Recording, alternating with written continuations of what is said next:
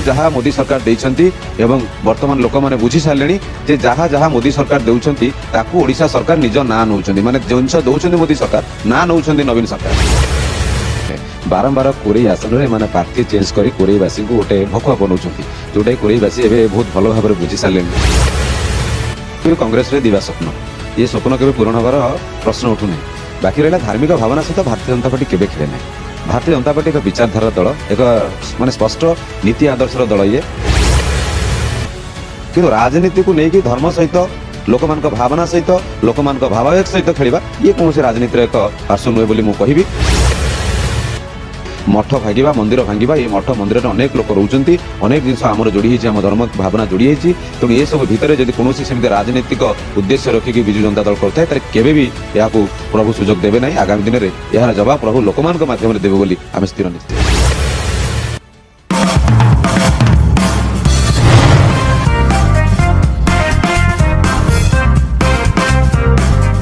नमस्कार दर्शक बंधु कामयाब टीवी स्वतंत्र प्रसारण जवाब सवाल को पुणी थे स्वागत करुच्ची मुरुण निर्वाचन अल्प कई दिन भितर निर्वाचन आसो तेज निर्वाचन 2024 साधारण निर्वाचन पूर्वर लोक मन में अनेक उत्साह लगी रही प्रकृत में किए प्रार्थी हम क्यों दलर किए प्रार्थी हम एथर किए जीतब एमती अनेक किसी उत्साह देखा मिली ये जिला गस्त समय आम पहुँची जाजपुर जिले में जाजपुर जिलार कोरई निर्वाचन मंडल तो कोरई निर्वाचन मंडल जे के अच्छा बीजेडी राजूती बीजेडी विधायक अच्छा 2014 एटी बीजेडी शासन करथिला आकाश दास नायक थिले एटी विधायक 2019 रे अशोक बल से विधायक अच्छा तो सेतबेले 2014 बीजेपी थिला तृतीय स्थान रे 2019 रे द्वितीय स्थान रही तो तेरे आम आसी पचार आम सहित जो अच्छा इंजीनियर आलेक्जेंडर दास महोदय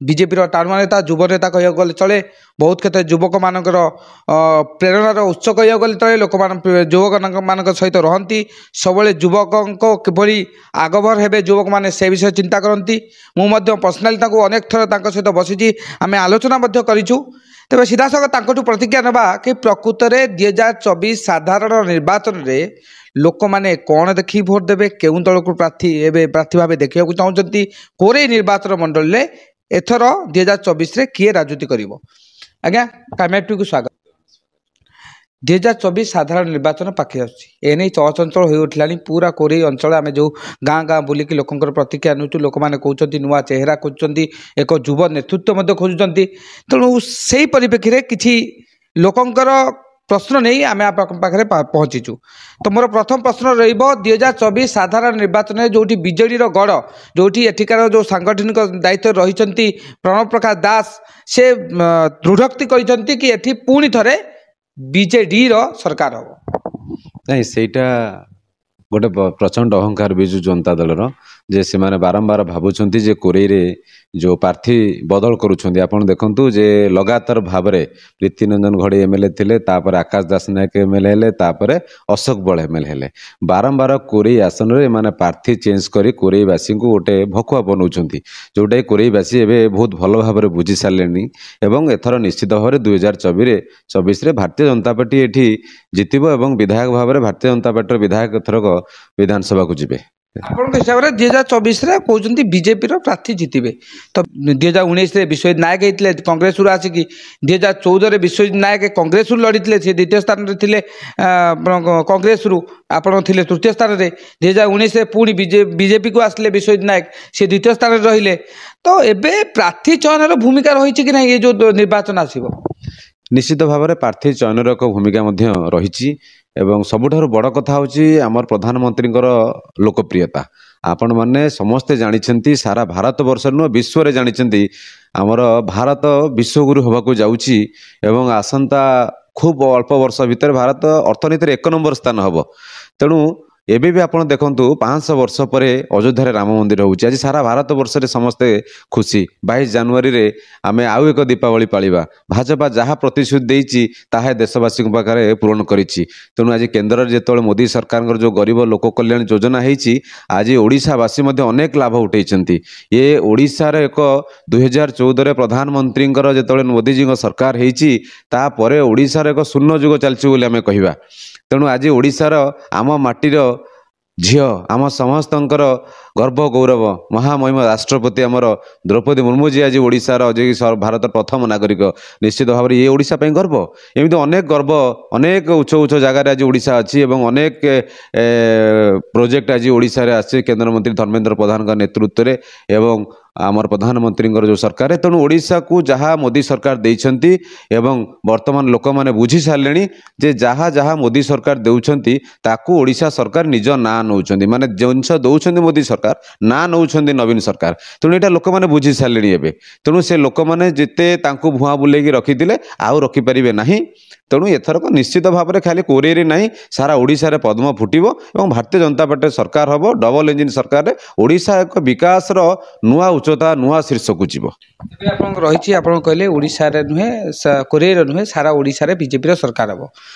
କଂଗ୍ରେସର ଯେଉଁ ଦାବି ରହିଛି କି ବିଜେପି ବିଜେଡି ଟଙ୍କାର ଦୁଇ ପାର୍ଶ୍ୱ ସଦୃଶ କାର୍ଯ୍ୟ କରୁଛନ୍ତି, ଯେପରି ଧାର୍ମିକ ଭାବନାକୁ ନେଇ ଖେଳୁଛନ୍ତି, ଲୋକମାନଙ୍କର ଯେଉଁ ଜନସାଧାରଣ ମାନଙ୍କର ଧାର୍ମିକ ଭାବନା ରହିଛି ତାକୁ ନେଇକି ଖେଳୁଛନ୍ତି। କାରଣ ଏପଟିରେ କେନ୍ଦ୍ରରେ ବିଜେପି ସରକାର ଥିବାରୁ ସେ ରାମ ମନ୍ଦିର ଇସ୍ୟୁ ନେଇକି ଲୋକଙ୍କ ପାଖରେ ପହଞ୍ଚୁଛି, ଏଠି ଚାଉଳ ଅରୁଆ ଚାଉଳ ବାଣ୍ଟୁଛି। ଏପଟିରେ ବିଜେଡି ଅରୁଆ ଚାଉଳ ଗୁଆ ଲୋକଙ୍କଠୁ ନେଇ ଅର୍ପଣ ରଥ ମାଧ୍ୟମରେ ସେ ରାଜନୀତି କରୁଛି, ଜଗନ୍ନାଥଙ୍କ ନେଇ ଗୋଟେ ରାଜନୀତି କରୁଛି। ତ ଲୋକମାନେ ଠିକ୍ ସେ ଜାଣିପାରିଲେନି ଏ ଦୁଇ ଜଣ ଯାକ ଟଙ୍କାର ଦୁଇ ପାର୍ଶ୍ୱ ସଦୃଶ କାର୍ଯ୍ୟ କରୁଛନ୍ତି ଏବଂ ଆଗାମୀ 2024 ସାଧାରଣ ନିର୍ବାଚନରେ କଂଗ୍ରେସ ହିଁ ଆସିବ। ତେବେ ଏ ଯେଉଁ ଧାର୍ମିକ ଭାବନାକୁ ନେଇ ଯେଉଁ ପ୍ରଶ୍ନଟି ଉଠୁଛି, ଏହା କେତେ ଦୂର ସତର, କ'ଣ କହିବେ ଏ ବିଷୟରେ? ପ୍ରଥମ ତ କହିବି କଂଗ୍ରେସରେ ଦିବା ସ୍ୱପ୍ନ, ଏ ସ୍ୱପ୍ନ କେବେ ପୂରଣ ହେବାର ପ୍ରଶ୍ନ ଉଠୁନାହିଁ। ବାକି ରହିଲା ଧାର୍ମିକ ଭାବନା ସହିତ ଭାରତୀୟ ଜନତା ପାର୍ଟି କେବେ ଖେଳେ ନାହିଁ। ଭାରତୀୟ ଜନତା ପାର୍ଟି ଏକ ବିଚାରଧାରାର ଦଳ, ଏକ ମାନେ ସ୍ପଷ୍ଟ ନୀତି ଆଦର୍ଶର ଦଳ ଇଏ। ବାକି ରହିଲା ରାମ ମନ୍ଦିର କଥା। ପ୍ରଭୁ ଶ୍ରୀରାମ 500 ବର୍ଷ ପରେ ଅଯୋଧ୍ୟା ଫେରୁଛନ୍ତି, ୟାଠାରୁ ସୌଭାଗ୍ୟର କଥା କ'ଣ ହେଇପାରେ? ଶହ ଶହ ବର୍ଷ ଧରିକି ଆମେ ଅନେଇଛନ୍ତି ପ୍ରଭୁ କେବେ ଆସିବେ, ପ୍ରଭୁଙ୍କର ପ୍ରାଣ ପ୍ରତିଷ୍ଠା ହେବ। ଶହ ଶହ ଲୋକଙ୍କର, ହଜାର ହଜାର ଲୋକ ତା ପାଇଁ ତ୍ୟାଗ ବଳିଦାନ ଦେଇଛନ୍ତି। ଇଏ ଛୋଟ କଥା ନାହିଁ, ଇଏ ସମସ୍ତଙ୍କ ଭିତରେ ହୃଦୟରେ ରହିଛନ୍ତି। ଆଉ ପ୍ରଭୁ ଜଗନ୍ନାଥ ମଧ୍ୟ ଆମ ଆରାଧ୍ୟ ଦେବତା, ତାଙ୍କର କାର୍ଯ୍ୟ ମଧ୍ୟ ଆମେ ସ୍ୱାଗତ କରୁଛୁ। ପରିକ୍ରମା କାର୍ଯ୍ୟକୁ ଓଡ଼ିଶାରେ କିଛି ଅସୁବିଧା ନାହିଁ, ତା ତ ଆମେ ଅତ୍ୟନ୍ତ ଖୁସି। ଇଏ ଆମ ମଧ୍ୟ ମାଟି ପାଇଁ ଗର୍ବ ଗୌରବର କଥା। କିନ୍ତୁ ରାମ ମନ୍ଦିର ପ୍ରସଙ୍ଗ ଆସିଲେ ଏଠି ପ୍ରଭୁଙ୍କର ପ୍ରାଣ ପ୍ରତିଷ୍ଠା ହେଉଛି, ଏଠି ମନ୍ଦିର ନିର୍ମାଣ ହେଉଛି। ଶହ ଶହ ବର୍ଷ ପରେ ଆପଣ ଦେଖନ୍ତୁ ଆଜି ସାରା ଭାରତ ବର୍ଷରେ ଲୋକ ଖୁସି। ଆଜି ଲୋକ ହଜାର ହଜାର ଟଙ୍କା ନିଜେ ସ୍ୱ ଇଚ୍ଛାରେ ଦାନ କରୁଛନ୍ତି, ରାମ ମନ୍ଦିର ହେଉଛି। ତେଣୁ ଇଏ ଗୋଟେ ସୌଭାଗ୍ୟର ବିଷୟ। ଏ ସୌଭାଗ୍ୟର ବିଷୟ ଭାରତୀୟ ଜନତା ପାର୍ଟି ଆଜି ତାକୁ ଆମେ ନାହିଁ ଦଳମତ ନିର୍ବିଶେଷରେ ସମସ୍ତେ ଏହାକୁ ଗ୍ରହଣ କରିବା ଦରକାର। ଆମେ ଘରେ ଘରେ ପହଞ୍ଚଉଛୁ ଲୋକମାନଙ୍କ ପାଖରେ, ଲୋକମାନେ ଡୋନେଟ୍ କରିଥିଲେ ରାମ ମନ୍ଦିର ପାଇଁ, ଆମେ ପୁଣି ନେଇକି ପହଞ୍ଚଉଛୁ ତାଙ୍କ ପାଖରେ ଅଯୋଧ୍ୟାରୁ ଆସୁଥିବା ଅକ୍ଷତ ଏବଂ ପ୍ରଭୁଙ୍କର ଫଟୋ ଏବଂ ନିମନ୍ତ୍ରଣ ପତ୍ର ଯେମିତି ଦେଇଥିଲେ ଆମେ ସେମିତି ଆସିକି ପ୍ରଭୁଙ୍କ ଆମେ ଲୋକମାନଙ୍କ ପାଖରେ ପହଞ୍ଚିଛୁ। ଇଏ ଗୋଟେ ଆମର ପୂର୍ବ ପ୍ରସ୍ତୁତି ଯୋଜନା ଏବଂ କାର୍ଯ୍ୟକ୍ରମ। ଏହା ସହିତ କୌଣସି ଧାର୍ମିକ ଭାବନା ସହିତ ଏଥିରେ ଖେଳ ନାହିଁ। ତେଣୁ ବାକି ରହିଲା ଆପଣଙ୍କର ଆଉ ଯେଉଁ କଥା ଆପଣ କହୁଛନ୍ତି ଯେ କଂଗ୍ରେସ କହୁଛି ଯେ ଦୁଇ ପାର୍ଶ୍ୱ। ଆପଣ ଦେଖନ୍ତୁ ଯେ କେନ୍ଦ୍ରରେ ସରକାର ଅଛି ଭାରତୀୟ ଜନତା ପାର୍ଟି ଏବଂ ଓଡ଼ିଶାରେ ସରକାର ଅଛି ବିଜୁ ଜନତା ଦଳ। ତେଣୁ ଇଏ ସଂଘୀୟ ବ୍ୟବସ୍ଥାରେ ଏକ କାର୍ଯ୍ୟକ୍ରମ ହେବାରେ ଏବଂ ରାଜ୍ୟ ବିକାଶ କରିବାରେ, ବିକାଶରେ ବିଶ୍ୱାସ କରେ ଭାରତୀୟ ଜନତା ପାର୍ଟି। ଭାରତୀୟ ଜନତା ପାର୍ଟି ଓଡ଼ିଶାର ବିକାଶ କେମିତି ହେବ ଏବଂ ଆମର ଜଣେ ଯିଏକି ଗର୍ବ ଗୌରବ ଅଛନ୍ତି, ଆମ ଧର୍ମେନ୍ଦ୍ର ପ୍ରଧାନ ଅଛନ୍ତି ଯେ ମନ୍ତ୍ରୀ, ତାଙ୍କ ନେତୃତ୍ୱରେ ଓଡ଼ିଶାରେ ଯେତେ ବିକାଶ ହେଉଛି ଏବଂ ଆମର ରେଳମନ୍ତ୍ରୀ ବି ଅଛନ୍ତି, ଆମର ବିଶେଷ ଟୁଣୁ ମଧ୍ୟ ମନ୍ତ୍ରୀ ଅଛନ୍ତି, ଇଏ ସମସ୍ତଙ୍କ ମିଳିତ ଯେଉଁ ଉଦ୍ୟମରେ ଯେଉଁ ବିକାଶ ଓଡ଼ିଶାର ହେଉଛି, ଆମର ସ୍ୱାର୍ଥକୁ ନିଜ ସ୍ୱାର୍ଥକୁ ପଛରେ ରଖି ଓଡ଼ିଶାର ବିକାଶ ପାଇଁ ମୋଦି ସରକାର ଆଗ୍ରହୀ। ମୋଦି ସରକାର ସଦାବେଳେ ପ୍ରଚେଷ୍ଟା କରୁଛନ୍ତି ଏବଂ ଆମର ଯେଉଁମାନେ ନେତା ମନ୍ତ୍ରୀ ହେଇଛନ୍ତି, ଯେଉଁମାନେ MP ହେଇଛନ୍ତି, ସେମାନେ ଓଡ଼ିଶାର ବିକାଶକୁ ଆଗରେ ଦେଉଛନ୍ତି। ଇଏ ନିଜ ରାଜନୈତିକ ସ୍ୱାର୍ଥ ପାଇଁ ଓଡ଼ିଶାର ବିକାଶକୁ ପଛରେ ମାନେ ପକାଇବା ପାଇଁ କେବେ ଭାରତୀୟ ଜନତା ପାର୍ଟି ଚାହୁଁନାହିଁ କି ଭାରତୀୟ ଜନତା ପାର୍ଟି ନେତା ମନ୍ତ୍ରୀ ଚାହିଁନାହାନ୍ତି। ଯେଉଁଟା ବିଜୁ ଜନତା ଦଳ କରେ ଯେ ନିଜ ସ୍ୱାର୍ଥ ପାଇଁ ସେ କିଛି ବି କରିପାରନ୍ତି। ଓଡ଼ିଶାର ବିକାଶ ଚୁଲିକି ଯାଉ, ଓଡ଼ିଶାବାସୀଙ୍କର ତାଙ୍କର ଯେଉଁ ଭଲ ପାଇବା, ଶ୍ରଦ୍ଧା, ସ୍ନେହ ସିଏ ବି ଚୁଲିକି ଯାଉ। ଧାର୍ମିକ ଭାବନା କଥା କୁହନ୍ତୁ, ଯେଉଁ ବି ଭାବନା କରୁ ସିଏ ଯାହା ହେଉଛି ହଉ। ଆଜି ପ୍ରଭୁ ଜଗନ୍ନାଥଙ୍କୁ ସେମାନେ ରାସ୍ତାରେ ବୁଲାଉଛନ୍ତି। ଆମ ଜଗନ୍ନାଥଙ୍କର କ'ଣ ଅଭାବ ଅଛି? ଆଜି କ'ଣ ନାହିଁ ଆମ ଜଗନ୍ନାଥଙ୍କ ପାଖରେ? ଯେତେବେଳେ 9ଙ୍କ ଦୁର୍ଭିକ୍ଷ ହେଇଥିଲା ସେତେବେଳେ ତ ଆବଶ୍ୟକ ପଡ଼ୁନଥିଲା। ତେଣୁ ଆଜି ତ କିଛି ଆବଶ୍ୟକ ନାହିଁ। ତେଣୁ ନିଶ୍ଚିତ ଭାବରେ ପ୍ରଭୁ ଜଗନ୍ନାଥଙ୍କ ସହିତ ଆମ ଭାବାବେଗ ଯୋଡ଼ି ହେଇଛି। ସେ ଆମର ପ୍ରଭୁ, 4 କୋଟି ଓଡ଼ିଆଙ୍କର ପ୍ରଭୁ। ସାରା ବିଶ୍ୱରେ ସମସ୍ତେ ଜାଣିଛନ୍ତି ଆମେ ଜୟ ଜଗନ୍ନାଥ କହିଦେଲେ ଆମ ଛାତି କୁଣ୍ଡରେ ମାନେ ଆମେ କୁଣ୍ଡେମୋଟ ହେଇଯାଏ, ଆମେ ଜଗନ୍ନାଥଙ୍କ ଦେଶରୁ ଆସିଛୁ। ତେଣୁ ଏମିତି ଜାଗାରେ ଅଛନ୍ତି ଆମ ପ୍ରଭୁଙ୍କର କିଛି ଅସୁବିଧା ନାହିଁ। ତେଣୁ ଭାରତୀୟ ଜନତା ପାର୍ଟି କେବେ ବି ଏସବୁ ଜିନିଷ ଭିତରେ କରେ ନାହିଁ। ଆମେ ଏକ ବର୍ତ୍ତମାନ ଗୋଟେ 2024 ବର୍ଷ ଆମେ ତ ଏଇଆ କହିବୁ ଯେ ଏକ ଐତିହାସିକ ବର୍ଷ, ଏ ଭବ୍ୟ ବର୍ଷ ପ୍ରଭୁ ରାମଚନ୍ଦ୍ରଙ୍କ ଆଶୀଷରେ ଏ 2024 ମଧ୍ୟ ଭବ୍ୟ ହେଉଛି ଏବଂ ଆଗାମୀ ବର୍ଷ ମଧ୍ୟ ଭବ୍ୟ ହେବ। ତେଣୁ ବହୁ ବର୍ଷର ପ୍ରତୀକ୍ଷା ଆଜି ଅନ୍ତ ହେବାକୁ ଯାଉଛି। ଏ ସମସ୍ତଙ୍କ ପାଇଁ ଏକ ଖୁସି ଏବଂ ଗର୍ବ ଗୌରବର ବିଷୟ। ବିଜେଡି ଯେଉଁ ମଠ ମନ୍ଦିରର ରିନୋଭେସନ୍ କରାଉଛି, ମଠ ମନ୍ଦିର ଉପରେ ଫୋକସ୍ ଅଧିକ କରାଉଛି, ତ ଏଠିରେ କିଛି ରାଜନୀତି ନାହିଁ ବୋଲି ଆପଣ କହୁଛନ୍ତି, ଅଛି ନା ନାହିଁ? ଦେଖନ୍ତୁ, ଆମେ ସ୍ପଷ୍ଟ ଭାବରେ କହିବା ଯେ ଆମେ ରାଜନୀତି କରିବାର କିଛି ଅସୁବିଧା ନାହିଁ, କିନ୍ତୁ ରାଜନୀତିକୁ ନେଇକି ଧର୍ମ ସହିତ, ଲୋକମାନଙ୍କ ଭାବନା ସହିତ, ଲୋକମାନଙ୍କ ଭାବାବେଗ ସହିତ ଖେଳିବା ଇଏ କୌଣସି ରାଜନୀତିର ଏକ ପାର୍ଶ୍ୱ ନୁହେଁ ବୋଲି ମୁଁ କହିବି। ମଠ ଭାଙ୍ଗିବା, ମନ୍ଦିର ଭାଙ୍ଗିବା, ଏ ମଠ ମନ୍ଦିରରେ ଅନେକ ଲୋକ ରହୁଛନ୍ତି, ଅନେକ ଜିନିଷ ଆମର ଯୋଡ଼ି ହେଇଛି, ଆମ ଧର୍ମ ଭାବନା ଯୋଡ଼ି ହେଇଛି। ତେଣୁ ଏସବୁ ଭିତରେ ଯଦି କୌଣସି ସେମିତି ରାଜନୈତିକ ଉଦ୍ଦେଶ୍ୟ ରଖିକି ବିଜୁ ଜନତା ଦଳ କରୁଥାଏ ତାହେଲେ କେବେ ବି ଏହାକୁ ପ୍ରଭୁ ସୁଯୋଗ ଦେବେ ନାହିଁ। ଆଗାମୀ ଦିନରେ ଏହାର ଜବାବ ପ୍ରଭୁ ଲୋକମାନଙ୍କ ମାଧ୍ୟମରେ ଦେବେ ବୋଲି ଆମେ ସ୍ଥିର ନିଶ୍ଚିତ। ଶ୍ରୀଯୁକ୍ତ ଦାସ, ମୋର ଆଉ ଗୋଟେ ପ୍ରଶ୍ନ ରହିବ। ଆପଣଙ୍କର ଭିକେ ପାଣ୍ଡିଆନ ମହୋଦୟ ଏବେ ବ୍ୟାକ୍ ଟୁ ବ୍ୟାକ୍ ବିଭିନ୍ନ ଯୋଜନାର ତୁରନ୍ତ କହୁଛନ୍ତି ଏବଂ ତାକୁ ପୂରଣ ମଧ୍ୟ କରୁଛନ୍ତି, ଘୋଷଣା ମଧ୍ୟ କରୁଛନ୍ତି। ଷ୍ଟେଜ୍ ଉପରେ ଘୋଷଣା ହେଉଛି, ସେ ବିଧିବଦ୍ଧ ଭାବେ ବିଜେଡ଼ିରେ ସାମିଲ ହୋଇଯାଇଛନ୍ତି। ଏବେ ତାଙ୍କର ମନ୍ତବ୍ୟ ରହିଛି ସମଲେଶ୍ୱରୀ ପ୍ରକଳ୍ପ ହେଉ କିମ୍ବା ଆପଣଙ୍କର ଜଗନ୍ନାଥ ପୁରୀ ଜଗନ୍ନାଥ ମନ୍ଦିର ପ୍ରକଳ୍ପ ହେଉ, ଏ ସମସ୍ତ ବିଷୟରେ ସେ କହିଛନ୍ତି। ତା ସହିତ ଏବେ କିଛି ଦିନ ତଳେ ସେ ସିଧାସଳଖ ବିଜେପିର ମଙ୍ଗଧ ହୋଇଥିବା ଶ୍ରୀଯୁକ୍ତ ଧର୍ମେନ୍ଦ୍ର ପ୍ରଧାନଙ୍କୁ ଟାର୍ଗେଟ୍ କହିଛନ୍ତି ଯେ ପ୍ରହସନ ଚଳାଇଛନ୍ତି, ମିଥ୍ୟାବାଦୀ ଏବଂ ଯେଉଁ କେନ୍ଦୁପତ୍ର ଛାଡ଼ ଯେଉଁ ଉପରେ ଟ୍ୟାକ୍ସ ଛାଡ଼ କରିବା କଥା ହେଉ କିମ୍ବା ବିଭିନ୍ନ ପ୍ରସଙ୍ଗ ହେଉ କେବଳ ଘୋଷଣା କରିବା ଶିଖିଛନ୍ତି, କାର୍ଯ୍ୟକାରୀ କେବଳ ବିଜେଡ଼ି କରେ। ଆମେ କହିଛୁ, ଆମେ କରିବୁ। ଇଏ ଖଜୁରୀ ଗଛର ମୂଳରୁ ପାହାଚ ପାହାଚ କି ଗୁଣ ଗାଇବି। ମୁଁ ଆପଣଙ୍କୁ କହୁଛି, ମୁଁ କୋରେଇ ମାଟିର ପିଲା, ଏ ଯାଜପୁର ମାଟିର ପିଲା। 9 ଦିନ ଧରି କୋରେଇରେ ମୁଁ ଜନଜାଗରଣ ଯାତ୍ରା କରିଛି, ଗାଁ ଗାଁରେ ରହିଛି, ଘରେ ଘରେ ରହିଛି, ରାତି ବିତେଇଛି, ସକାଳୁ ଯାଇକି ଲୋକମାନଙ୍କ ପାଖରେ ପହଞ୍ଚିଛି। ଇଏ ମା ମାଉସୀ ଆଜି କାନ୍ଦୁଛନ୍ତି। ଆଜି ଲୋକ ଏବେ ବି 1 କିଲୋମିଟର 1.5 କିଲୋମିଟର ଗରାରେ ପାଣି ଆଣିବାକୁ ଯାଉଛନ୍ତି। ଏବେ ବି ମୋ ମା ଘର ଖଣ୍ଡେ ପାଇନାହିଁ, ଏବେ ବି ମୋ ମାଉସୀ ଭତ୍ତା ପାଉନାହିଁ, ମଉସା ଭତ୍ତା ପାଉନାହିଁ, ହଇରାଣ ହେଉଛନ୍ତି। ବାକି ରାସ୍ତାଘାଟ କଥା ନ କହିଲେ ସରେ। କେତେ ବର୍ଷର ଶାସନ ହେଲାଣି? 23-24 ବର୍ଷ। ଆପଣ ନିଜେ ଦେଖନ୍ତୁ, 24 ବର୍ଷ ଶାସନ ହେଲାଣି ବିଜୁ ଜନତା ଦଳର, ଏପର୍ଯ୍ୟନ୍ତ ମୌଳିକ ସୁବିଧା ତ ଲୋକ ପାଉନାହାନ୍ତି। ତେଣୁ ବାକି କି ପ୍ରତିଶ୍ରୁତି ଦେଇଥିଲେ, କି ପ୍ରତିଶ୍ରୁତି ସେ ରଖିଛନ୍ତି ସେଟା ସେଇମାନେ ହିଁ କେବଳ ଜାଣିଛନ୍ତି। ଲୋକମାନଙ୍କ କତିରେ ତ ସୁବିଧା ପହଞ୍ଚି ନାହିଁ। ଯେଉଁମାନଙ୍କ କତିରେ ପହଞ୍ଚିଛି ସେମାନଙ୍କର ଘର ଅଛି, ଯେଉଁମାନେ ତାଙ୍କର କର୍ମୀ ସେ ତାଙ୍କୁ ଘର ଦେଇଛନ୍ତି, ଯେଉଁମାନେ ତାଙ୍କର କାମ କରୁଛନ୍ତି, ତାଙ୍କର ଜୟଗାନ କରୁଛନ୍ତି, ସେମାନଙ୍କୁ ସେମାନେ କରୁଛନ୍ତି ତେଲିଆ ମୁଣ୍ଡରେ ତେଲ କରୁଛନ୍ତି। କିନ୍ତୁ ମୋଦି ସରକାର, ଆପଣ ଧର୍ମେନ୍ଦ୍ର ପ୍ରଧାନଙ୍କ କଥା କୁହନ୍ତୁ। ଧର୍ମେନ୍ଦ୍ର ପ୍ରଧାନ କେନ୍ଦ୍ରମନ୍ତ୍ରୀ, ଓଡ଼ିଶାରେ କରିବା ପାଇଁ ହେଲେ ଓଡ଼ିଶା ସରକାରଙ୍କର ସହଯୋଗ ଆବଶ୍ୟକ ଅଛି। ଯେତେବେଳେ ଏଇ ଚଣ୍ଡିଖୋଲରେ ତୈଳ ପ୍ରକଳ୍ପ ହେଇଛି, ଆଜି ପର୍ଯ୍ୟନ୍ତ କାହିଁକି ହେଇପାରିନି, ଜାଗା ଦେଇପାରିନାହାନ୍ତି ରାଜ୍ୟ ସରକାର, ତାର ଜବାବ ସେମାନେ ଦେବା ଦରକାର। ତେଣୁ ଇଏ ତ ଧର୍ମେନ୍ଦ୍ର ପ୍ରଧାନ ଯେତେବେଳେ ଥିଲେ ପେଟ୍ରୋଲିୟମ ମନ୍ତ୍ରୀ, ସେତେବେଳେ ଦେଇଛନ୍ତି, ମୋଦି ସରକାର ଏହାକୁ ଦେଇଛନ୍ତି। ଯାଜପୁର ଜିଲ୍ଲା କଥା ମୁଁ କହୁଛି, ଓଡ଼ିଶା କଥା କହିଲେ ତ ହିସାବ ରହିବନି ଯେ ମୋଦି ସରକାର କ'ଣ କ'ଣ ଦେଇଛନ୍ତି। ଆଜି ଓଡ଼ିଶାର ମୁଁ କହିଲି, ରାଷ୍ଟ୍ରପତି ବି ଓଡ଼ିଶାର। ଆଜି ସର୍ବୋଚ୍ଚ ଜାଗାରେ ଆପଣ ଯୋଉଠି ବି ଦେଖନ୍ତୁ ମୁଖ୍ୟ ସେଇଠି ଓଡ଼ିଶାର ଲୋକ ଅଛନ୍ତି। ତେଣୁ ଇଏ କ'ଣ ଗୋଟେ ସ୍ୱର୍ଣ୍ଣ ଯୁଗ ନୁହେଁ କି ଆମ ପାଇଁ? ତେଣୁ ଇଏ ଗୋଟେ କ'ଣ ଗର୍ବ ଗୌରବର କଥା ନୁହେଁ? ଆଜି IIT ହେଇଛି, IIM ହେଇଛି, ଶିକ୍ଷା କ୍ଷେତ୍ରରେ ହେଇଛି, ସବୁ ସ୍ୱାସ୍ଥ୍ୟ କ୍ଷେତ୍ରରେ ହେଇଛି, ସବୁ କ୍ଷେତ୍ରରେ ଆଜି ଓଡ଼ିଶା ଆଗୁଆ।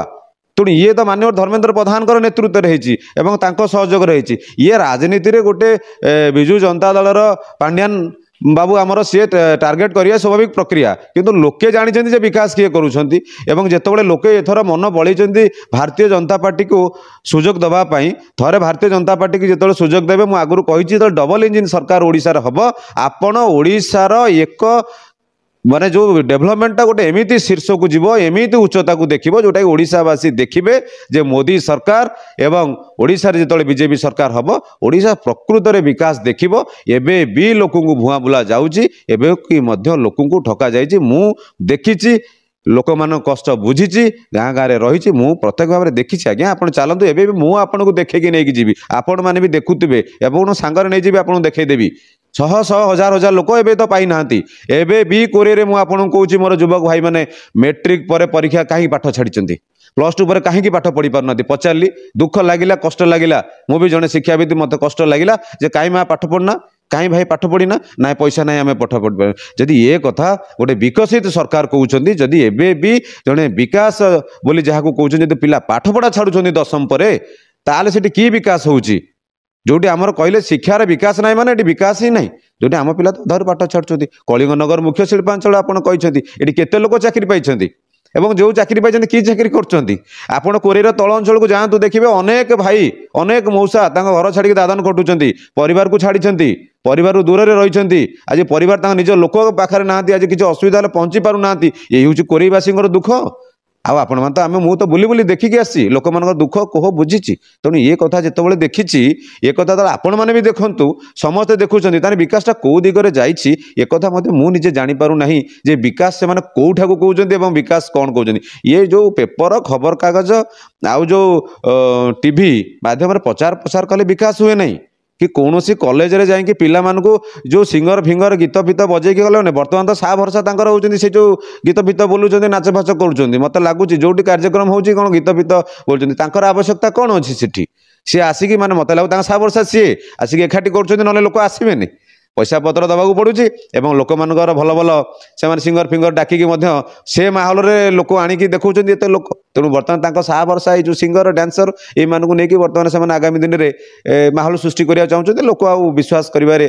कौन प्रकार प्रश्न उठुनी एथर आम स्थिर निश्चित पूर्व 10 वर्ष नहीं जा तार या पूर्व प्रगति होता 2014 भी प्रगति करथिला 2019 भी प्रगति करथिला तेणु लोक भोट देते कि देखो ये कथा आपण मैंने जानते जे 2014 2019 ये जो निर्वाचन बीजेडी लड़ुची आपण निजे एक कथा एटा माने कहा अछपा नहीं ये सरकार लड़ुची तांकर ऑफिसर तांकर तलु ऊपर जाए जिते कर्मचारी से तो एजेंट होती काम करुँच से भोट बैंक बन टंका भय माने विभिन्न प्रकार लोभ ये सब मोह ये मिथ्या प्रतिश्रुति दे लोक मान जो 10 वर्ष है भुआ बोले तार प्रतिक्रिया से पाइबे लोक एजुकेटेड हो गले आउ भयभीत हेनी भावुं आप पुणी जदि से पुराणा पाठर पुनरावृत्ति हम 2024 पुणी से कथा आरंभ हो तृतीय शक्ति काम कर प्रथम पटल जो शक्ति सी कम कर बीजेडी पुणी सरकार कर सबु बेले सबु समय आम लोक निश्चित भाव में भारी सरल निरीह विश्वासी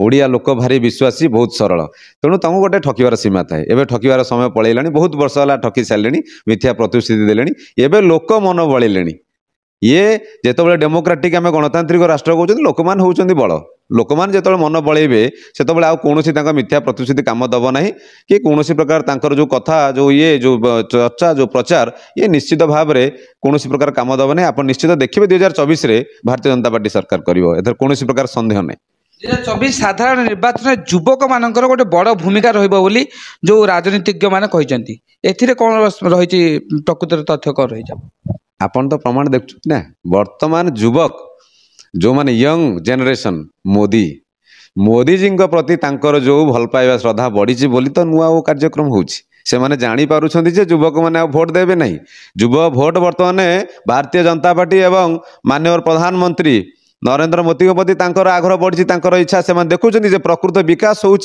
होशार यहाँ गोटे स्वर्ण जुग चली तेणु से तो बर्तमान से जो भय आसला तो से जो कॉलेज रे जो विभिन्न कार्यक्रम कले कहीं ये कार्यक्रमटा कहीं आगुरी होना ये कार्यक्रम कर कौन आवश्यकता अच्छी निर्वाचन आगू अच्छी कॉलेज रे पाठ पढ़ा ना कॉलेज पिला पाठ पढ़ी पारना परीक्षा आगे अच्छी ये समय से नाच गीत रही माने कौन तेणु युवक मानकर जितेबाला से जानते भोट आ देवे नहीं तेणु ये कार्यक्रम होंतु एथेर युवक मैंने भल भाव बुझुं युवक मैंने भारतीय जनता पार्टी और मोदी जी सहित अच्छा भारतीय जनता पार्टी के भोट देवे और निश्चित भाव में आगामी निर्वाचन में युवक मैंने एक प्रमुख भूमिका ग्रहण करेंगे ओडिशा श्रीयुत दास एबे आपण जो कोरेई कथा उठेले समग्र जाजपुर जिलार मंग धरी प्रणव प्रकाश दास एवं जो डानी घड़ई ये दुई जन जाक दृढ़ोक्ति कहते जाजपुर जिला केवल बीजेपी बीजेडी रही आगामी दिन पुणी थरे कोरेई तथा समग्र जाजपुर जिले में पुणी थरे बीजेडी सरकार हम ये आपण जो बीजेडी जो रही सांगठनिक संपादक से मत रखिंट आज भी सारा ओडिशा रे 80% रु अधिक लोक मोदी जी को भल पाती। ये कथा कौन मिछ कि? जदि सारा ओडिशा रे 80% लोक भल पाती से लोक कौन जाजपुर ना कि ओडिशा रे? तेणु जाजपुर लोक मोदी जी को बहुत भल पाती। ये कथा से निजे जानी सारे निजे जानी सारे बोली भय आरंभ है। भय है बोली ये सब कार्यक्रम बर्तमान चललानी। मु आपन को जो जिनस कहूँ प्रक्रिया आमर श्रीराम मंदिर आज कार्यक्रम नहीं, ये तो अनेक दिन कार्यक्रम अच्छे, अनेक दिन ये लड़ई चली। बहुत लोग जीवन दान त्याग मैंने बहुत किसी हो जाए। तो ये कार्यक्रम तो अनेक दिन चलती। आज जो से गोटे स्वर्णिम समय आसी ये समय आम समस्ते मिसिक करवा कथा, कि ये समय आप देखो आप निजे से प्रश्न करते ये भाई अनेक कथा। मु नुआ वो कार्यक्रम कथा कहूँ युवक मानकर भोट ए आउ मोदी जी प्रति जो आग्रह बढ़ुची भल पाइबा बढ़ुची ये कार्यक्रम। तेणु भयर प्रतिफलन होउची वर्तमान एटा।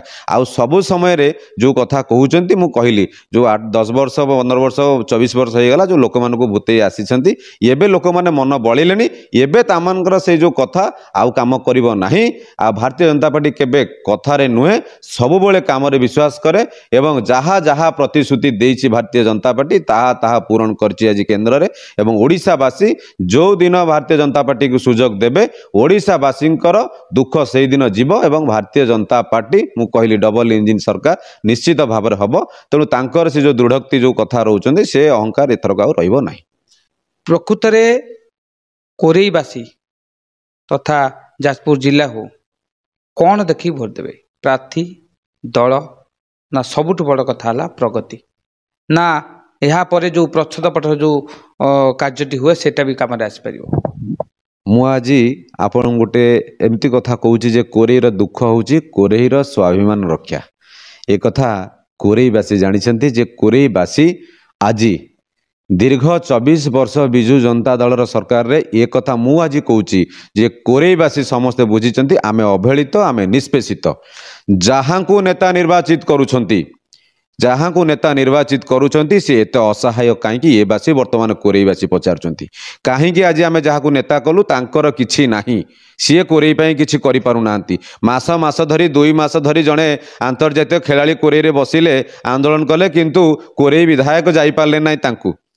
ये कथा मध्य कोरेईवासी मंदिर प्रश्न आसूची तुमको आम जितेचु तुम कोरेईर विधायक होइछ कोरेईर नेता होइछ। मु आगामी आर पूर्व भी जी नेता थिले आकाश दास ने तांको कथा भी कहबी जे कोरेई पई जेतबळे मेडिकल कॉलेज कथा कहतु जेकोसी कोरेईर स्वार्थकता आसी नेता माने किछि करि पारि नांती कोरेईर नेता माने किछि करि पारु नांती। तेणु कोरेई पई वर्तमान गोटे समस्या गोटे कथा जे कोरेईर स्वाभिमान पई आगु लड़ाई हबो।